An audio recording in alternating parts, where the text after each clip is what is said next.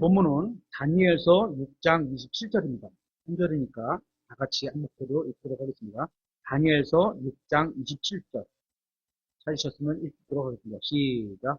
그분은 구출하기도 하시고 구조하기도 하시며 하늘에서와 땅에서 표적들과 이적들을 행하시는데 그분께서 다니엘을 사자들의 권세에서 구출하셨도다 하였더라. 오늘은 사자굴에 던져진 다니엘에 대해서 한번 살펴보려고 합니다. 주일학교에서 가장 인기 있는 주제를 꼽으라고 하면 사자굴에 던져진 다니엘, 또 용광로 속의 새 친구들, 또 다윗과 골리앗 이런 주제들을 꼽을 수 있을 만큼 성경을 통해서 우리에게 진정한 믿음의 사람을 보여주고 있고 우리가 그들을 만날 수 있게 됩니다. 이 이야기는 세월이 지나도 시들지 않고 제가 처음 들었을 때와 다름없이, 그러니까 지금부터 3, 40년이죠. 그때 들었을 때와 다름없이 여전히 저에게 큰 도전과 용기를 주는 내용입니다. 이것이 바로 성경의 위대함인 거죠. 세월이 흘러가도 성경 말씀은 약해지지가 않습니다. 왜냐하면 성경은 모든 시대의 모든 사람들을 위한 절대적인 진리이기 때문입니다. 성경 신자들은 성경을 읽으면서 이 말씀이 자기에게 하시는 말씀이라고 생각하면서 읽고 있습니다. 여러분도 그렇게 생각하시나요? 1000년 전에도 그랬고 지금도 마찬가지입니다. 여러분도 오늘 듣는 말씀을 통해서 하나님께서 여러분에게 주시려는 큰 복을 받게 되시길 바라겠습니다. 이제 다니엘서 6장 1절부터 좀 보겠습니다. 다니엘서 6장 1절. 다리오가 온 왕국을 다스릴 통치자 120명을 세워 왕국을 다스리는 것을 기뻐하였으며 이들 위에 총리 셋을 두었는데 다니엘은 그들 중 첫째였으니 이것은 통치자들이 그들에게 보고하게 하여 왕에게 손해가 없게 하려 함이더라. 총리를 셋이나 두었습니다. 그렇죠? 우리나라 조선시대에도 총리와 같은 역할을 하던 분들이 셋이 있었죠. 영의정, 좌의정, 우의정 이런 거와 비슷한 겁니다. 그래서 총리가 셋이 있을 수도 있는 거죠. 당시에 다리오는 120개의 나라로 이루어진 하나의 큰 제국을 통치했던 왕이었습니다. 마치 오늘날로 치면 미국과 비슷한 거라고 할 수도 있죠. 50개의 주라는 하나의 주가 우리나라만 하잖아요. 그런 50개의 주가 모여서 하나의 국가를 이루고 있는 것과 마찬가지인 겁니다. 그렇게 바벨론과 페르시아가 점령한 모든 나라가 다리오의 통치 아래에 들어가게 되었습니다. 다니엘은 이 제국에서 두 번째로 높은 지위에 오른 겁니다. 우리나라 치면 대통령이 제일 높고 그 밑에 국무총리 정도가 되겠죠. 3절입니다. 그때 이 다니엘이 총리들과 통치자들보다 더 높이 승진하였으니 이는 뛰어난 영이 그의 안에 있었기 때문이더라. 왕이 그를 세워 온 영토를 다스리게 하려고 생각하니라. 다니엘이 총리의 자리에 오를 수 있었던 것은 세상 말로 줄을 잘 타서나 아니면 자기보다 더 높거나 비슷한 자리인 사람을 깎아내려서 이런 게 아니었습니다. 그는 뛰어난 영을 소유했기 때문이었습니다. 마치 요셉과 비슷했던 겁니다. 요셉도 뛰어난 사람이기 때문에 총리 자리에 올랐던 겁니다. 다니엘이 믿는 하나님을 모르는 사람들도 다니엘 안에 뛰어난 영이 있다는 사실을 인정하고 있습니다. 그러니까 다니엘의 생활과 태도와 인격이 자신들보다 뛰어나다는 점을 인정한 겁니다. 우리도 마찬가지죠.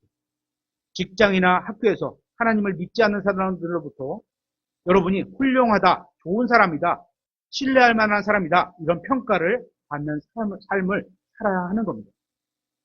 그러면서도 다니엘은 세상에 동화되지 않았지만 세상은 그가 하나님을 신실하게 믿는 뛰어난 사람이라는 것을 인정했습니다. 이건 아주 중요한 훌륭한 간증입니다. 다니엘은 이러한 간증을 평생토록 유지하고 있었던 겁니다. 4절에 그때 총리들과 통치자들이 왕국의 통치에 관하여 다니엘을 대적할 기회를 찾으려 하였으나 어떤 기회나 허물도 찾을 수 없었으니 이는 그가 신실하였으므로 어떤 실수나 허물도 그에게서 발견되지 아니하였기 때문이더라.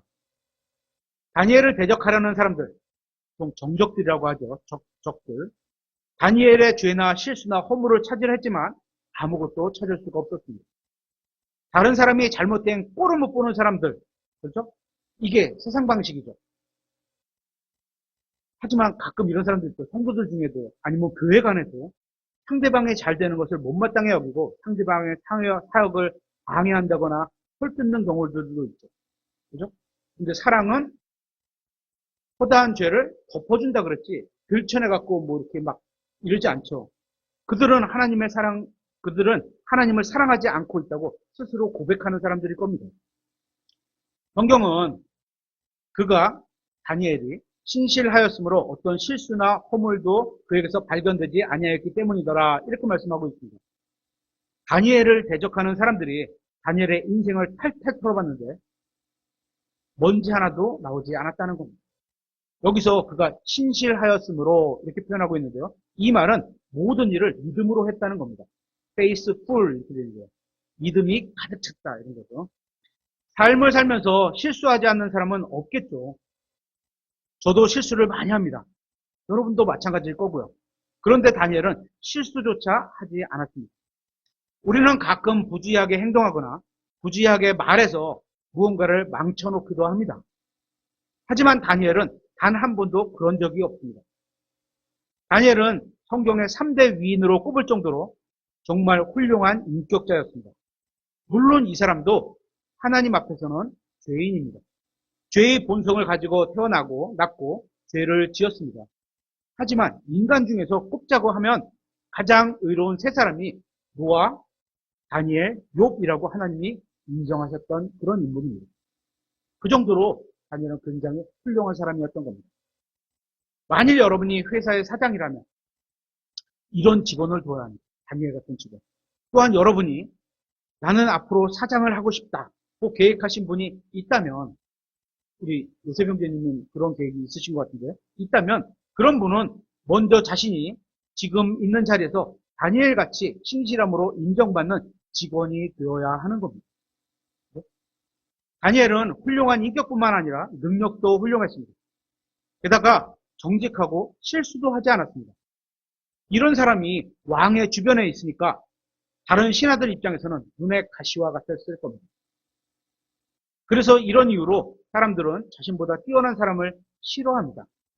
세상 사람들은 자신보다 뛰어난 사람을 보면 나도 열심히 해서 저 사람과 같이 돼야지 이렇게 생각하는 것이 아니라 오히려 상대방을 끌어내리려고 합니다. 안타깝지만 믿는 성도들이나 교회들 중에도 그런 분들이 적지 않은 것 같습니다. 적어도 우리 교회에는 그런 분이 없었으면 좋겠습니다. 계속해서 5절에 그때 이 사람들이 이르되 우리가 이 다니엘의 하나님의 율법과 관하여 그를 대적할 기회를 찾지 못하면 그를 대적할 어떤 기회도 찾지 못하리라 하고 다니엘의 정적들은 다니엘이 하나님을 신실하게 믿는 사람이라는 사실을 아주 잘 알고 있었습니다. 왜냐하면 다니엘은 자신의 믿음을 감추지 않았고 공개적으로 항상 드러내 보였습니다. 하나님을 신실하게 믿으면 다른 신을 섬기지 않을 거라고 알았을 것이고 이런 점을 이용해서 악용한 거죠. 다니엘을 고소할 수 있다고 생각했던 겁니다. 그들은 다니엘은 준법 정신이 투철한 사람이었기 때문에 하나님을 섬기는 것과 법을 지키는 것이 충돌하는 법을 만들지 않는다면 다니엘을 범법자로 만들 수 없다고 생각한 겁니다. 하나님의 사람이 믿음으로 인해서 핍박이나 순교를 당하는 것은 하나님께 영광을 돌리는 일이죠. 하지만 핍박이나 순교를 피할 수 있다면 피하는 것이 말씀대로 하는 거죠. 피할 수 있으면 피할 길을 예비하신다니까 피해 가야 되겠죠. 또 일부러 일을 만들어서 핍박을 받을 필요도 없습니다. 그죠? 6절에 이에 이 총리들과 통치자들이 왕에게 함께 모여 그들에게 이같이 이르되 다리오 왕이여 영원토록 사시옵소서. 왕국의 모든 총리들과 총독들과 통치자들과 조언자들과 대장들이 함께 의논하여 왕의 법규를 굳게 세우고 확고한 칙령을 정하였나이다. 오 왕이요 그것은 곧 누구든지 30일 동안 왕 외에 다른 어떤 신이나 사람에게 탄원하는 자는 사자굴에 던져 넣으리라는 것이니라. 것이 나이다. 것이니이다. 한 사람을 쫓아내려고 참으로 많은 사람들이 모였습니다. 더군다나 한 사람을 잡기 위해 법을 만들려고 하는 겁니다. 우리나라에도 이런 일들이 일어나죠. 그죠? 이들이 한 일은 정말 국가를 위해서 법을 만들려는 게 아니었던 겁니다. 7절에서 왕국의 모든 총리들과 총독들과 통치자들과 조언자들과 대장들이 함께 의논하여 이렇게 말했는데 이건 거짓말입니다. 모든 총리들이 의논한 건 아니었죠. 적어도 다니엘은 이런 걸 의논하지 않았습니다. 이들은 오직 다니엘을 죽이기 위해서 이런 사악한 법을 왕에게 제안했던 겁니다. 한번 잘 들어보세요. 다니엘은 하나님을 신실하게 믿었고 어떤 다른 사람에게도 해를 끼친 적이 없었습니다. 우리가 하나님을 신실하게 믿고 열심히 성경을 읽고 교회로 모여서 주님께 경배를 드립니다. 그렇죠? 그런데 누군가는 우리의 이런 모습들이 우리가 예수님을 믿는 모습으로 보이기 때문에 싫어할 수도 있다는 겁니다. 우리는 그들에게 해를 입히지 않았는데도 말입니다. 다니엘도 마찬가지였죠. 당시의 페르시아인들은 여러 신들을 믿고 있었습니다.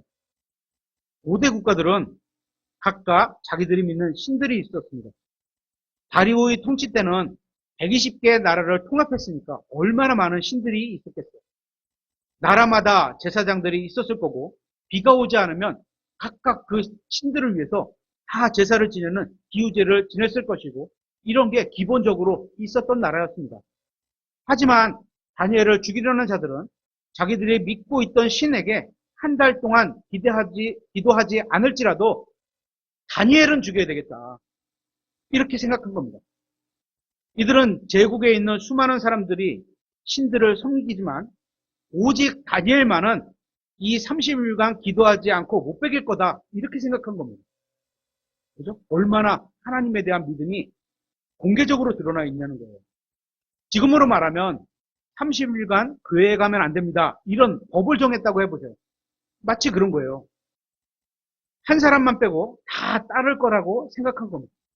다니엘을 빼고는 다 30일이 지나서 그 다음에 기도를 하거나 교회에 가면 되겠지라고 생각한 겁니다. 이런 법이 요즘 나왔다면 아마도 많은 그리스도인들이 불만 하나 없이 정부가 시키는 대로 교회 가는 게 불법이라고 하니까 아유 그냥 집에서 유튜브로 예배를 드리지 이러지 않았을까요? 하지만 다니엘은 그러지 않았습니다. 그들은 기도 금지법을 만들면 다니엘만 처벌받게 된다는 사실을 아주 잘 알았던 겁니다. 다니엘서 6장 28절에 이렇게 되어 있습니다. 이렇게 이 다니엘이 다리오의 통치와 페르시아 사람 고레스의 통치 때에 번영하였더라. 여기서 고레스의 통치가 나오죠. 그죠? 이 말씀은 에스라서 1장 1절과 연관되는 말씀인데요. 거기에 이렇게 되어 있습니다. 에스라서 1장 1절에 한편 페르시아 왕 고레스의 제1년에 주께서 예레미야의 입으로 하신 주의 말씀이 이루시려고 페르시아 왕 고레스의 영을 움직이심에 그가 자기의 온 왕국 전역에 선포하고 그것을 글로도 기록하여 이르되. 그리고 7절에서 또한 고레스 왕이, 이게 다니엘서에 나오는 그 고레스예요. 왕이 주의 집 기구들을 내놓았는데 그것들은 전에 느부갓네살이 예루살렘에서 가져다가 자기 신들의 집에 두었던 것이더라. 2장 1절에 한편 전에 사로잡혀간 자들 곧 바벨론 왕 느부갓네살이 사로잡아 바벨론으로 끌고 간 자들 중에서 포로 생활을 벗어나 올라가서 예루살렘과 유다로 돌아와 각각 자기 도시에 이른 유다 지방 자손들은 이러하니라. 그리고 64절에 보면 이렇게 되어 있죠. 함께한 전체 회중이 42,360명이었고 그 외에 그들의 남종들과 여종들 중에서 7,337명이 있었으며. 성경은 이렇게 실제적인 역사적 사건을 정확하게 기록하고 있습니다. 인원수까지 기록하고 있습니다. 그러니까 다니엘 시대에 신원이 확인된 유대인들만이 대략 얼마? 5만 명 정도는 있었던 겁니다. 5만 명은 적은 수가 아니죠. 정확히는 모르지만 우리나라에 킹제임 성경으로 신앙생활하는 사람들이 몇 명쯤이나 될까요? 잘은 모르지만 한 10,000명쯤 될까요? 그러니까 5만 명은 적은 수가 아닌 겁니다. 그죠? 그런데 그 5만 명 중에 그 누구도 다니엘의 믿음에 동참하지 않고 오히려 다른 페르시아인들처럼 기도하지 않고 믿음을 다 포기해버리고 말았습니다. 오늘날도 교회를 반대하기가 쉬운 시대죠. 하나님의 말씀대로 사는 사람이 너무도 적기 때문입니다. 하나님의 말씀대로 사는 것에는 별 관심이 없고 교회에는 다니면서도 자기 머리에 어떤 지식을 채워줄 무언가만 찾아다니는 사람들이 너무나 많습니다. 하나님의 말씀을 읽을 시간은 없다고 하면서 TV를 보고 웹서핑을 하는 사람이 누가 있을까요? 많죠. 그렇죠? 사람들이 왜 다니엘을 반대했는지 아세요? 그는 하나님의 말씀대로 살았기 때문입니다. 그는 주위의 말씀대로 사는 사람이 없어도 그들을 핑계 삼지 않고 자기 자신만이라도 말씀대로 살아야겠다고 생각을 한 겁니다. 주변에 말씀대로 사는 사람이 아무도 없는데 누가 성경대로 살아요? 그냥 나도 적당히 타협하면서 그렇게 살아야지. 대부분 이렇게 생각하죠. 하지만 다니엘은 그렇게 생각하지 않았습니다. 아무도 말씀대로 살지 않아도 나 혼자라도 말씀대로 살아야겠다. 이렇게 마음에 작정을 하고 그렇게 실천하며 살았던 겁니다. 그래서 사람들이 다니엘을 싫어하는 겁니다. 어쩌면 대다수의 유대인들도 싫어했을 수도 있습니다. 다니엘 때문에 신앙의 기준이 어떻게 돼요? 높아져야 되는 거예요. 다 자기들 같이 살면 좋은데 왜 저 사람만 저렇게 얘기하냐? 왜 저 사람만 저렇게 살아? 높아질 수밖에 없었던 거죠. 다니엘만 없었다면 기도하지 말라. 30일간 기도하지 말라. 그럼 잘됐다. 이 기회에 30일 쉬었다가 31일째부터 기도하면 되는 거 아니야? 이렇게 생각할 수도 있는 거예요. 그죠? 행동을 보면 믿음이 보이는 거니까. 그런데 다니엘은 혼자라도 바른 길을 걷고 있는 겁니다. 여러분 주위에도 구원받은 사람들이 있으실 겁니다. 그들은 여러분이 다른 사람에게 복음을 전하지 않기를 바랄 수 있습니다. 왜인 줄 아세요? 자기들이 전하지 않으니까 당신도 전하지 않아야지. 똑같이 기준이 다 그냥 그물의 그 법이죠. 그죠? 그렇게 되는 거죠. 예수님께서는 믿는 사람들에게 내 증인이 되라고 말씀하셨습니다. 여기서 믿는 사람들이 누구죠? 우리 다요. 각자요. 그런데 아무도 복음을 전하지 않고 있죠. 하지만 누군가는 하나님의 말씀에 순종해서 복음을 전해야 하는 겁니다. 한 사람 다니엘이 그랬던 것처럼. 그러면 옆에 있는 다른 사람들이 불편해질 수는 있죠. 하지만 다니엘은 개의치 않고 그렇게 믿었던 거예요. 다니엘 때문에 마음이 불편했던 겁니다. 하지만 다니엘은 바른 길을 선택했습니다. 우리가 성경을 읽으면서 이런 걸 배워야 하는 겁니다. 다니엘이 훌륭했어. 이러고 끝나면 아무것도 없는 거예요. 다니엘의 세 친구가 불타는 용광로에 던져졌던 사건을 기억하시죠? 그 용광로는 처음부터 히브리 청년들을 위해서 만든 것이 아니었습니다. 히브리 청년들이 바벨론으로 끌려오기 전부터 그 용광로는 있어 왔습니다. 마찬가지로 다니엘 때문에 사자들을 잡아온 것도 아니고 굴을 파서 사자굴을 만들었던 것도 아닙니다. 사자굴과 사자들은 원래부터 있었습니다.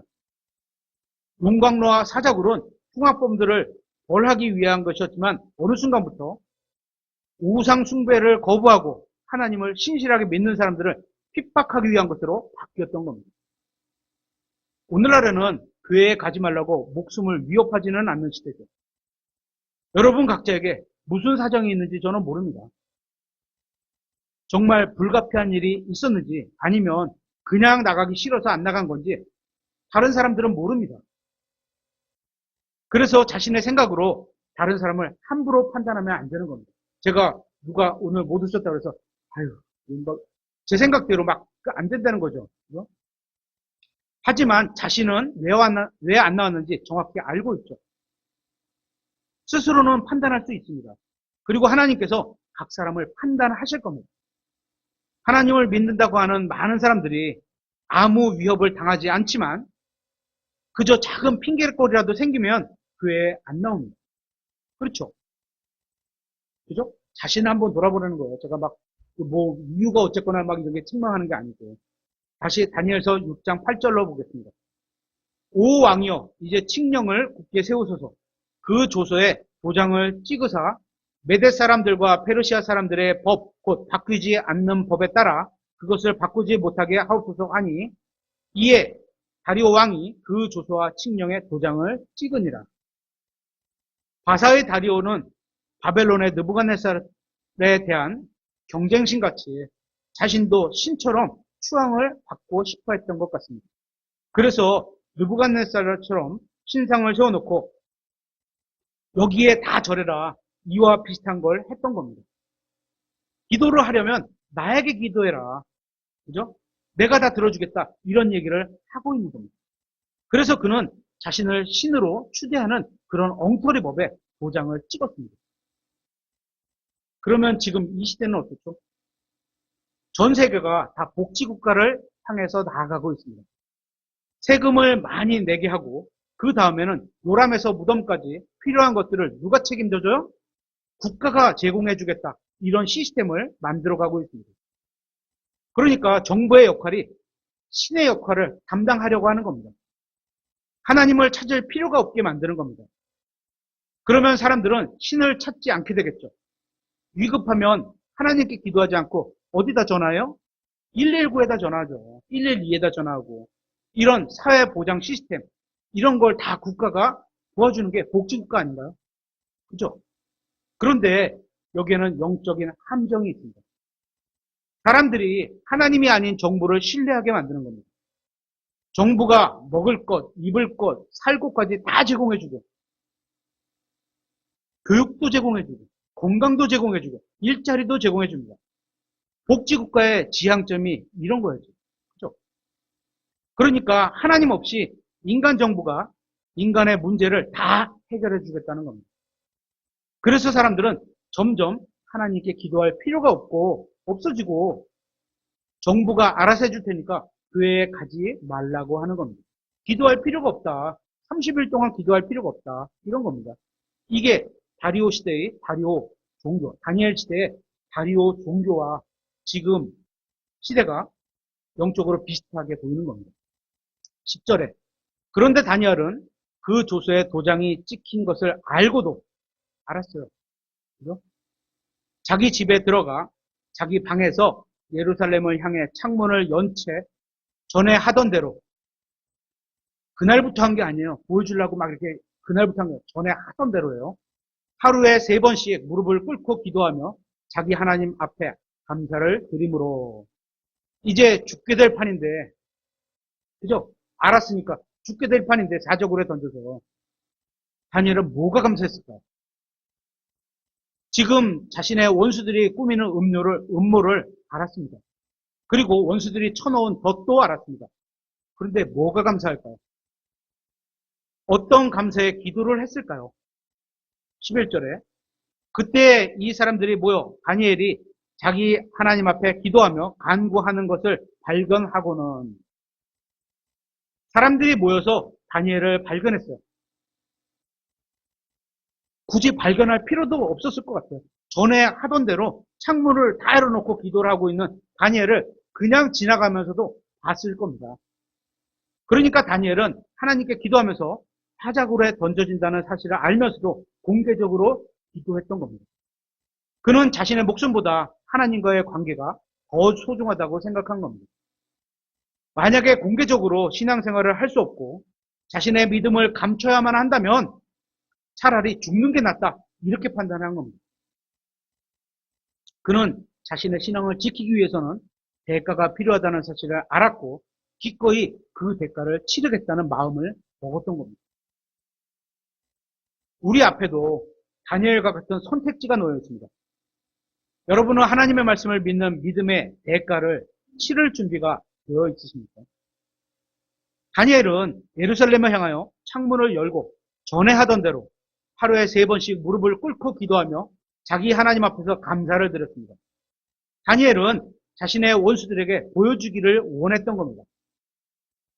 만일 자신이 하나님과 황제 중에 하나를 선택해야 한다면 자신은 기꺼이 하나님을 선택한다는 사실을 원수들에게 공개적으로 보여주는 겁니다. 그래서 감사 기도를 한 거죠. 하나님, 저의 믿음을 세상에 보여줄 수 있는 기회를 주셔서 감사합니다. 진짜 믿음 있는 사람들은 이렇게 고난을 주시면 주님께 감사를 하게 됩니다. 하나님께 자신의 신앙을 보여줄 수 있는 기회를 주셨구나. 그죠? 내가 진짜 내 마음 안에 믿음이 있는지를 보여줄 수 있는 기회가 어떻게? 고난이 처해 있을 때 알 수 있잖아요. 그죠? 보여주셨구나. 이렇게 여기고 감사하게 되는 겁니다. 신약 성경에도 비슷한 말씀이 있죠. 베드로전서 4장 16절에 그럼에도 어떤 사람이 그리스도인으로 고난을 받으면 그리스도인으로 고난을 받는 거예요. 그죠? 믿음으로 살았다는 거예요. 잘 가고 살았다는 거예요. 그죠?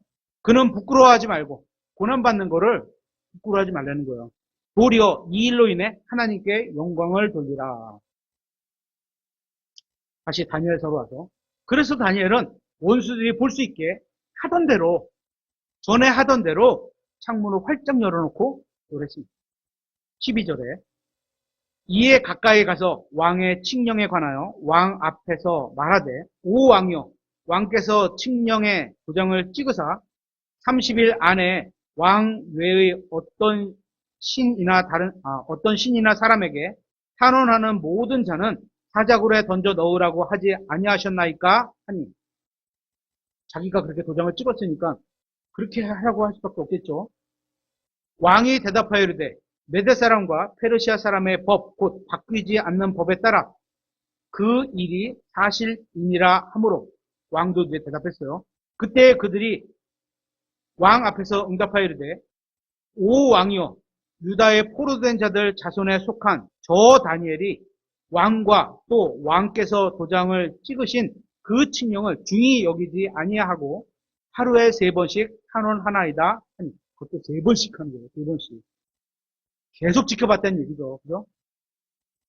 13절에서 그냥 다니엘 이렇게 말하면 되는데 그들의 표현대로 하면 that 다니엘, 저 다니엘, 저 다니엘. 예를 들어서 이 표현이 탕자의 형이 탕자가 집에 돌아왔을 때 아버지 앞에서 탕자의 형이 말하는 이 아버지의 아들이 이런 표현이에요.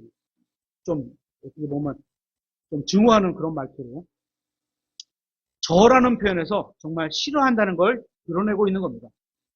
이 사람들이 증오하는 것은 그저 다니엘이라는 한 사람, 이름을 가진 그 한 사람이 아니라 하나님의 말씀대로 신실하게 사는 특정한 저 다니엘, 저 사람을 찍었던 겁니다. 그렇죠? 우리 주변에도 많은 교회가 있습니다. 사람들이 모든 교회를 증오하는 건 아닙니다. 사람들이 증오하는 건 어떤 교회? 하나님의 말씀대로 믿고 행하는 특정한 저 교회, 그 교회, 이 교회 이런 겁니다. 다른 교회들은 다 그렇게 하는데 왜 너희만 독특한 성경을 쓰느냐? 왜 너희만 독특하게 그렇게 믿느냐? 이런 겁니다. 그죠?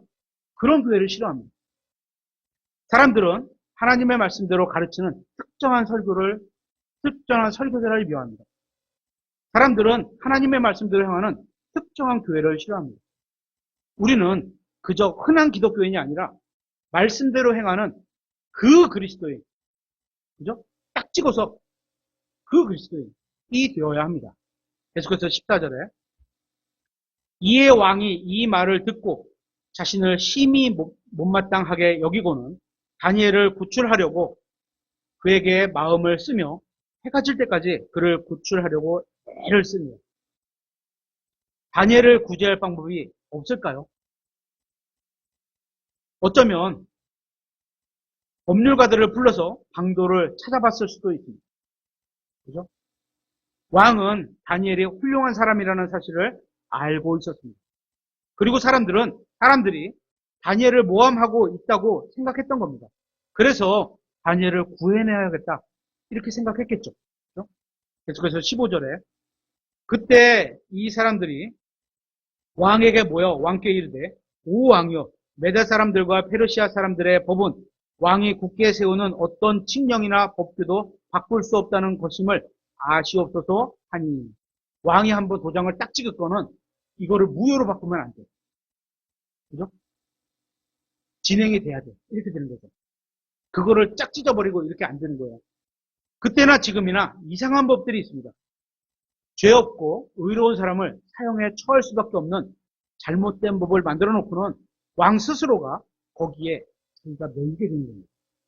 그죠? 계속해서 16절에 이에 왕이 명령하매 그들이 다니엘을 끌고 가 사자굴에 던져 넣었는데 그때 왕이 다니엘에게 말하여 이르되 네가 계속해서 섬기는 네 하나님께서 너를 구출하시리라 하니라. 다리오는 다니엘이 하나님을 계속해서 섬긴다는 사실을 알고 있었습니다. 다니엘은 가끔 교회에 가는 사람이 아니었던 거죠. 또 어떤 어려운 일이 있을 때만 교회에 찾아가고 하나님을 찾는 사람이 아니었던 겁니다. 그걸 왕이 알고 있었어요. 좋을 때나 슬플 때나 또 기쁠 때나 나쁠 때나 건강할 때나 병약할 때나 계속해서 하나님을 찾고 섬기는 사람이었던 겁니다. 히브리서 12장에 보면 하늘에는 큰 구름 같은 증인들이 우리를 보고 있다. 이렇게 말씀하고 있죠. 그들이 우리가 믿음으로 살아가고 응원을 한다. 이렇게 저는 그렇게 이제 이해를 하는데 그 중에는 다니엘도 있을 겁니다. 다니엘이 여러분을 볼 때 또는 여러분의 직장 상사가 여러분을 볼 때 여러분이 하나님을 계속해서 섬긴다고 생각할까요? 아니면 단지 일요일에만 교회 가는 사람들 정도가 아니라 매일 매순간 계속해서 하나님을 섬기는 사람이라고 생각할까요? 일이 잘 될 때만 하나님을 섬기는 것이 아니라 잘 되지 않을 때도 계속해서 하나님을 믿는 사람이라고 생각할까요? 여러분의 동료나 친구나 이웃이 여러분이 계속해서 하나님을 섬기는 사람이라고 생각할까요? 다니엘은 그렇게 살았다는 겁니다. 그렇죠? 다리오는 하나님을 믿는 사람이 아니었지만 다니엘이 계속해서 하나님을 섬기고 있다는 사실을 알고 있었습니다. 그 정도로 다니엘은 직장에서도 좋은 간증을 가지고 있었던 겁니다. 여러분도 이런 간증을 가지고 있어야 합니다. 이게 하나님을 기쁘시게 하는 간증인 겁니다. 그리고 다니엘은 아주 정직하게 일했습니다. 정직하면서 성실하게 일했습니다. 그 살아계신 하나님 앞에서 있는 것처럼 그렇게 행동했던 겁니다. 우리도 교회에서만 일해야 하는 게 아니죠. 교회에서는 다 하나님을 믿는 사람들이니까 그렇게 보이죠. 또 우리가 그렇게 인정을 하죠. 하지만 직장에서도 일해야 하는 겁니다. 그래야 좋은 간증을 가지게 되는 겁니다. 다리오 왕은 이러한 사실을 알고 있었고 그래서 최고의 신하를 잃을까봐 그죠? 두려워했던 겁니다. 17절에 사람들이 돌 하나를 가져다가 그 굴 어귀에 두매 왕이 자기 도장과 자기 귀족들의 도장을 찍어 그 굴을 봉인하였으니 이것은 다니엘에 관하여 결의된 것을 아무도 바꾸지 못하게 하려 함이더라. 그때 왕이 자기 궁궐에 가서 금식하며 속상한가 봅니다. 그죠? 자기의 어떤 선택과 다니엘이 죽는 게 속상한가 봐요. 금식하며 밤을 지내고 자기 앞에 악기도 들여오지 못하게 하며 잠을 이루지 못하고 그 뒤에 왕이 아침에 매우 일찍 일어나 급히 사자굴로 가니라. 왕이 굴에 가서는 슬픈 목소리로 다니엘에게 소리를 지르며 다니엘에게 말하여 이르되 오 살아계시는 하나님의 종 다니엘아 네가 계속해서 섬기는 네 하나님께서 너를 사자들에게서 구출하실 수 있느냐 하매 다리오는 다니엘이 섬기는 하나님께서 그를 구출해 주실 수도 있는지 모르겠다 이렇게 생각한 겁니다. 만약에 그렇게 믿었다면 기쁜 마음으로 물어봤겠죠. 그죠? 근데 의심을 하면서 그랬을 수도 있겠다 이렇게 죠. 그런데 슬픈 목소리로 물어봤습니다. 죽었을 수도 있다는 거죠. 하지만 혹시라도 다니엘을 섬기는 신이 다니엘을 구해줬을지도 모르겠다 이렇게 생각한 겁니다. 다리오는 하나님에 대한 믿음은 없었습니다. 그래서 슬픈 목소리로 다니엘을 부른 겁니다. 21절에 그때 다니엘이 왕에게 이르되 오 왕이여 지금 제 팔다리가 사자에게 찢겨서 많이 아픕니다. 이렇게 말했을까요? 그죠? 그렇지 않았습니다. 다니엘은 전혀 다치지 않았기 때문에 건강한 목소리로 오 왕이여 영원토록 사시옵소서 그렇게 말했습니다. 그죠? 22절에 내 하나님께서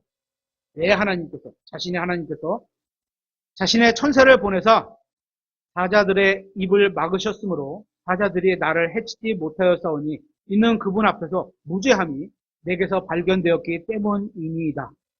오 왕이여, 왕 앞에서도 내가 아무 해를 끼치지 아니하였나이다 하니라.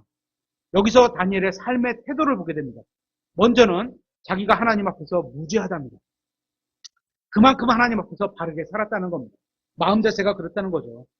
이게 다니엘이 하나님 앞에서 평가를 받고 싶어하는 목표, 인생이었던 겁니다.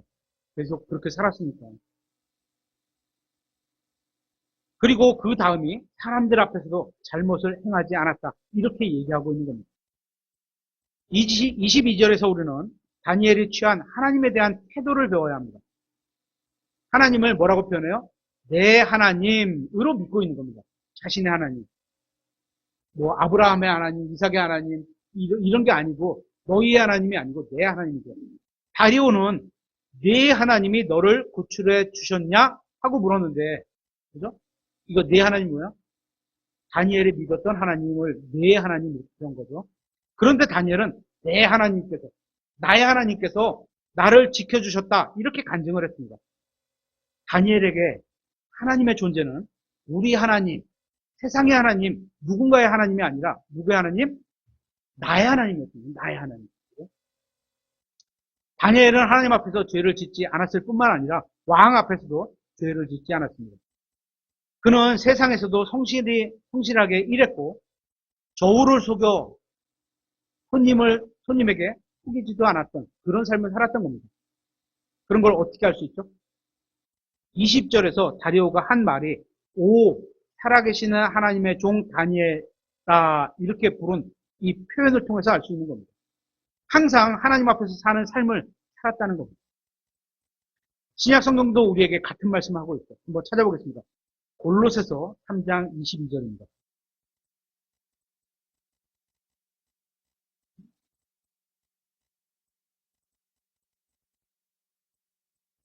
골로새서 3장 22절.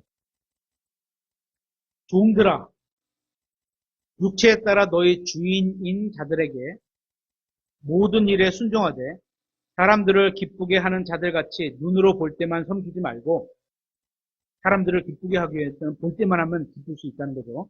하지만 그렇게 하지 말고 하나님을 두려워하면서 단일한 마음으로 하라 이렇게 말씀하고 있죠. 그러니까 다니엘은 세상에서도 성실하게 일했고 하나님 앞에도 성실했습니다. 그렇게 다니엘이 하나님을 위해서 일어서자 하나님을 위해서 그렇게 살았어요. 하나님께서 다니엘을 위해서 일어서 주신 겁니다. 다니엘은 세상에서 주어진 일에도 정직하게 행하면서 살았습니다. 그는 하나님의 말씀대로 살았기 때문에 세상에서 미움을 받았지만 그렇다고 해서 정부를 향해서 데모하지도 않았고 개혁해야 한다고 주장하지도 않았고 시위하지도 않았습니다. 다니엘은 세상이 하나님을 싫어하기 때문에 하나님을 신실하게 믿는 사람도 싫어한다는 걸 알고 있었습니다. 요한복음 15장 18절에 그런 말씀이 있어요. 그래서 세상에 대해서 항의하지 않았던 겁니다.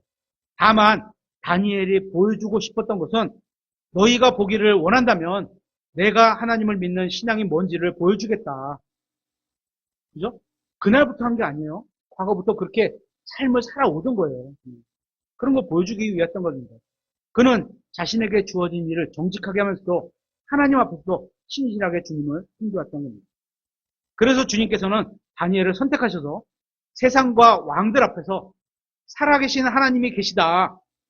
그죠? 하나님의 증인으로 삼으셨던 겁니다. 이것이 제가 세상 정치에 관해서 설교를 하지 않는 이유입니다. 다니엘을 죽이려는 법은 악법이었죠. 분명히 악한 법입니다. 그죠? 다니엘은 총리의 위치에 있어서 어쩌면 법률을 고칠 수도 있었습니다. 다르게 또 지금 많잖아요. 법을 막 이렇게 만들고 이걸 막 막으려고 막 하고 막 이런 거 만들잖아요. 또 제가 그분들을 뭐라는 게 아닙니다. 할 수도 있었을 것 같아요. 하지만 그렇지 않았어요. 왜 그랬을까요? 자신은 페르시아가 어차피 망할 것이라는 걸 알고 있었습니다. 어떻게 알았어요? 앞에 다니엘서 2장에 보면 형상에 대한 계시를 다니엘에게 보여주셨어요. 큰 돌이 와서 어떻게 형상을 확 쳐보신다는 걸 다니엘은 알고 있었어요. 이 세상 왕국은 어떻게 돼요? 똑같아요. 그죠? 다니엘만 아는 게 아니에요. 우리도 알아요, 지금. 이 세상 왕국들이 어떻게 된다는 거 우리도 알아요. 그죠? 똑같이 아는 거예요. 다니엘은 앞에 2장에서 벨드사살의 꿈을 통해서 하나님께서 이 세상 왕국들에 대해 어떤 계획을 갖고 계신지 알고 있었습니다. 돌이 와서 형상을 다 쳐부술 거였습니다. 그 예언을 믿은 사람들입니다. 우리도 똑같이 알고 있어요. 이 세상에 대해서 어떻게 된다는 거, 그죠? 다니엘만 아는 게 아니에요. 그래서 이 형상을 잘 고쳐서 써야지. 이런 생각을 하지 않았던 겁니다. 우리는 세상 정부나 정치에 직접 관여하지는 말고 우리가 할 수 있는 범위 뭐예요? 기도하고, 그죠? 그들이 정치를 잘해서 우리가 그리스도인을 사는데 평화로운 삶을 살아갈 수 있도록 기도를 하고 또 어떻게 해요? 우리에게 주어져 있는 투표 하나를 나 각자가 이 사람이 우리나라 정치를 잘 이끌어갈 것 같아. 찍으면 되는 거예요. 그게 누구든 간에 자기가 믿는 사람을 이 사람이 잘 것 같아. 찍으면 거기까지예요. 거기까지. 그죠? 직접 관여하지 말고 하나님의 말씀대로 신실하게 살아야 하는 겁니다. 특히 사역자들은 말씀을 전하는 일에 전념해야 합니다. 정치를 갖다가 정치 얘기하지 말라는 거예요. 사역자든 그리스도인이든 세상을 고치는 일에 직접적으로 가서 그건 누가요? 정치가들이 할 일이에요. 목사님이 할 일이 아니라는 거죠. 필요 없는 겁니다. 그리스도인의 사명은 하나님의 말씀을 전하는 겁니다. 그리고 그대로 우리에게 주어진 대로 믿음으로 사는 거예요. 이게 주님께 영광을 돌리는 일입니다. 다니엘서 6장으로 다시 와서 23절에 이에 왕이 그로 인해 심히 즐거워하며 명령하여 그들이 다니엘을 굴에서 끌어올리게 하매 이에 그들이 다니엘을 굴에서 끌어올리고는 그의 몸에서 아무 상처도 발견하지 못하였으니 이는 그가 자기 하나님을 믿었기 때문이더라. 그래서 믿음에 대해서 나오네요. 그렇죠? 다니엘은 하나님을 믿었고 하나님께서 그의 믿음에 보상을 주신 겁니다. 주님께서는 천사들을 보내셔서 다니엘을 보호해 주셨던 겁니다. 계속해서 24절에 왕이 명령함에 저들이 다니엘을 고소한 그 사람들을 데려오고 그들과 그들의 자식들과 아내들을 사자굴에 던져 넣으니 그들이 굴 바닥에 다다르기도 전에 사자들이 그들을 잡아채며 그들의 모든 뼈를 부수어 산산조각 내었더라. 굶주린 사자에게 먹이를 주면 점프해서 먹이를 채워갑니다. 그래서 사파리에 있을 때 이렇게 먹이를 주면서 가까이 오게 하잖아요. 굶겨요. 안 굶기면 와서 채가질 않아요. 그죠? 굶겨요. 굶주린 사자죠. 다니엘을 고소한 사람들이 그렇게 된 겁니다. 그죠? 땅에 떨어지기 전에 확 달라지니까 사자들이 얼마나 굶주렸다는 거예요. 그죠? 다니엘이 맛이 없어서 안 먹겠어요? 아니죠. 그죠? 다니엘을 고소한 사람들이 많이 있었잖아요. 이들의 가족들까지 다 잡아넣었어요. 그러니까 이 많은 사람들을 먹어치울 만큼 사자들의 수도 많았던 거겠죠. 그런 사자굴 안에서 하나님께서 보호해 주시지 않았다면 다니엘도 사자밥이 되었다는 걸 피할 수 없었을 겁니다. 여기서 우리는 부모의 잘못된 인도로 인해서 또한 남편의 잘못된 인도로 인해서 아이들이나 또 가족들이 어떤 영향을 받게 되는지도 참고로 볼 수 있게 됩니다. 그죠? 남편들이 얼마나 바른 판단을 해야 되는지. 마귀는 울부짖는 사자처럼 삼킬 자를 찾아다닌다고 성경은 말하고 있습니다. 부모가 보호해 줘야 합니다. 그죠? 남편이 아내를 또 보호해 줘야 합니다. 부모가 잘못된 선택을 하게 되면 우리 아이들도 이렇게 영적으로 사자굴에 던져질 수 있다는 겁니다. 부모 여러분, 여러분이 하나님을 선택하지 않는다면 여러분의 아내나 자녀들도 여러분과 함께 비참한 운명을 맞게 될 수 있다는 사실을 기억해야 하는 겁니다. 그리고 여러분 주위에 있는 사람들을 한번 생각해 보세요. 여러분이 아니면 누가 그 사람들에게 하나님의 말씀을 전해주고 가르쳐 줄 수 있겠습니까? 아마도 그 사람들 주변에서 여러분이 가장 성경을 많이 아는 사람일 겁니다. 그렇죠? 그래서 여러분이 여러분 주위에 있는 사람들에게 하나님의 말씀을 전해야 하는 겁니다.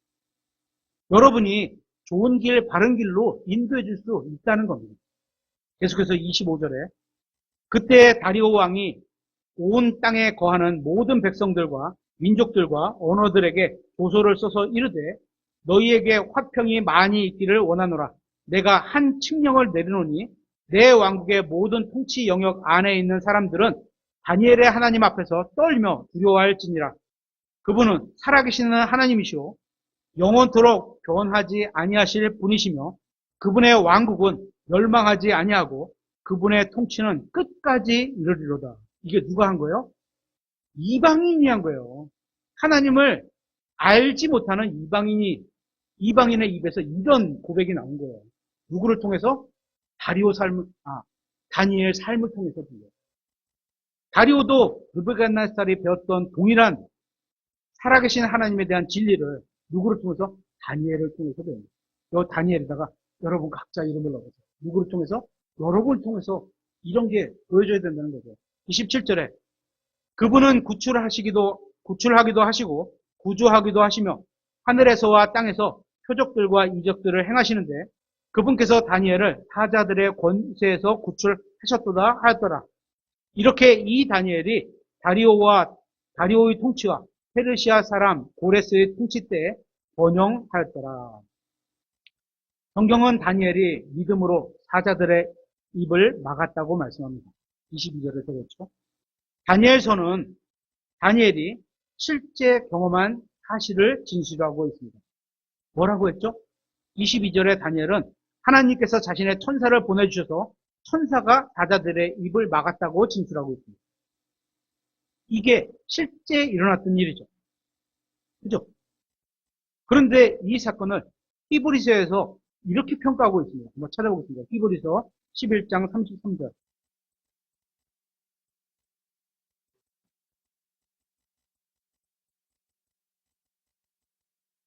히브리서 11장은 믿음에 대해서 기록된 장죠.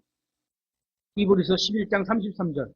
그들은 믿음을 통해 왕국들을 정복하기도 하고 의를 이루기도 하며 약속하신 것들을 얻기도 하고 사자들의 입을 막기도 하며 뭐로 인해서? 믿음을 통해 하나님이 하신 말씀을 믿고 살아갔더니 하나님께서 사자의 입을 막으셨다. 이런 거예요.